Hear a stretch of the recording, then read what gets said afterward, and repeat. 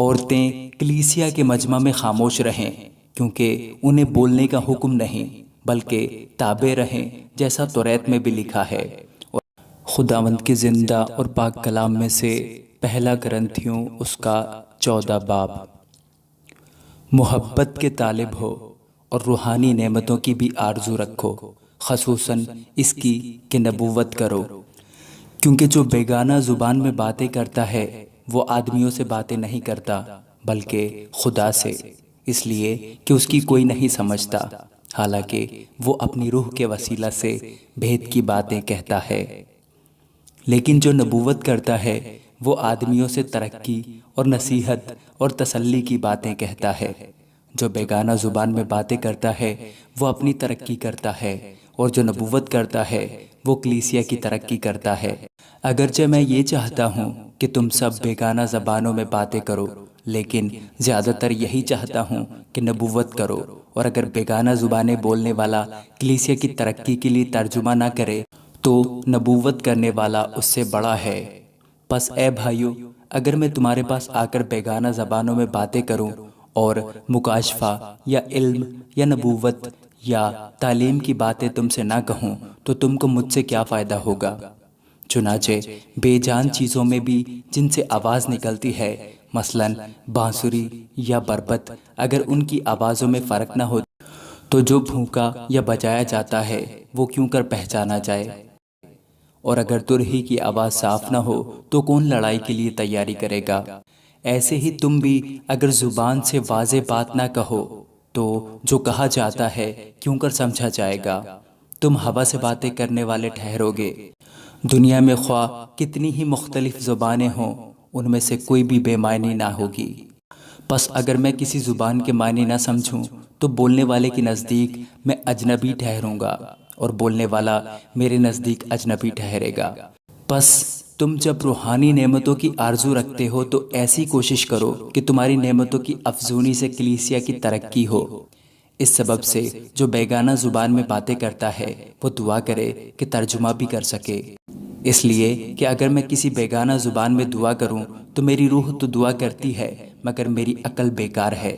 پس کیا کرنا چاہیے؟ میں روح سے بھی دعا کروں گا اور عقل سے بھی دعا کروں گا، روح سے بھی گاؤں گا اور عقل سے بھی گاؤں گا۔ ورنہ اگر تو روح ہی سے حمد کرے گا تو ناواقف آدمی تیری شکر گزاری پر آمین کیوں کر کہے گا؟ اس لیے کہ وہ نہیں جانتا کہ تو کیا کہتا ہے۔ تو بے شک اچھی طرح سے شکر کرتا ہے مگر دوسرے کی ترقی نہیں ہوتی۔ میں خدا کا شکر کرتا ہوں کہ تم سب سے زیادہ زبانیں بولتا ہوں، لیکن کلیسیا میں بیگانہ زبان میں 10,000 باتیں کہنے سے مجھے یہ زیادہ پسند ہے کہ اوروں کی تعلیم کے لیے 5 ہی باتیں عقل سے کہوں۔ اے بھائیو، تم سمجھ میں بچے نہ بنو، بدی میں تو بچے رہو مگر سمجھ میں جوان بنو۔ توریت میں لکھا ہے کہ خداوند فرماتا ہے، میں بیگانہ زبان اور بیگانہ ہونٹوں سے اس امت سے باتیں کروں گا تو بھی وہ میری نہ سنیں گے۔ پس بیگانہ زبانیں ایمانداروں کے لیے نہیں بلکہ بے ایمانوں کے لیے نشان ہے، اور نبوت بے ایمانوں کے لیے نہیں بلکہ ایمانداروں کے لیے نشان ہے۔ پس اگر ساری کلیسیا ایک جگہ جمع ہو اور سب کے سب بیگانہ زبانیں بولیں اور ناواقف یا بے ایمان لوگ اندر آ جائیں تو کیا وہ تم کو دیوانہ نہ کہیں گے؟ لیکن اگر سب نبوت کریں اور کوئی بے ایمان یا ناواقف اندر آ جائے تو سب اسے قائل کر دیں گے اور سب اسے پرکھ لیں گے، اور اس کے دل کے بھید ظاہر ہو جائیں گے۔ تب وہ منہ کے بل گر کر خدا کو سجدہ کرے گا اور اقرار کرے گا کہ بے شک خدا تم میں ہے۔ پس اے بھائیو، کیا کرنا چاہیے؟ جب تم جمع ہوتے ہو تو ہر ایک کے دل میں مزمور یا تعلیم یا مکاشفہ یا بیگانہ زبان یا ترجمہ ہوتا ہے۔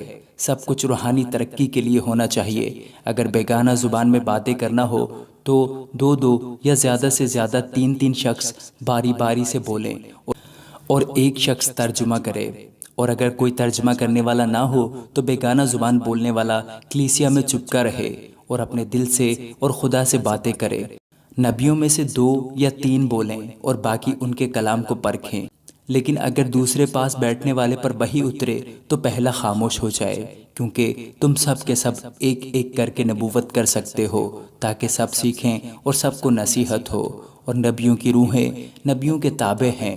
کیونکہ خدا ابتری کا نہیں بلکہ امن کا بانی ہے، جیسا مقدسوں کی سب کلیسیاؤں میں ہے۔